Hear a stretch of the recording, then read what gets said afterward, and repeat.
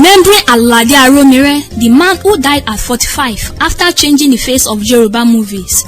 He died in 2008 at the age of 45. The memory of Prince Muyideen Alade Aromire still lives on. He was one of those who transformed the face of the Yoruba movie industry.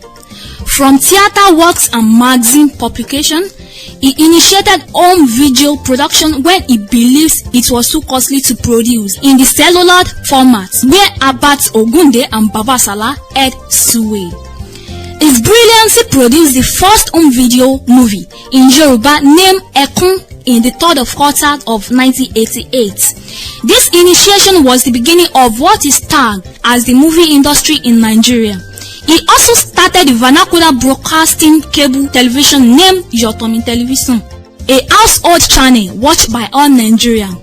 He was a pioneer in many things and loved the masses so much that he created the first truly affordable housing estate for Nigeria known as Yotomi Golden Estate at Ofada in Mowe axis of Ogun State, which led to influx of many corporate bodies emulating his idea. Muyideen Alade Aromire was a family man and philanthropist.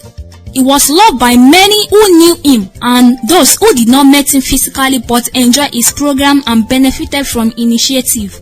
Muyideen Alade Aromire is survived by his wife, his children Bolaji, Sulaiman, Jubri, Dolapo, Bisola, Damilola and Miriam, his only grandchild.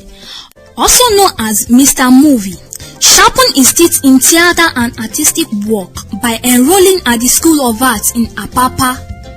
As a brilliant chap, he was always on top of the class, and even when he joined halfway in the term, he demonstrated the artistic brilliance when Ariya, a vernacular magazine, was created in 1986. May he continue to rest in peace and nothing more than peace.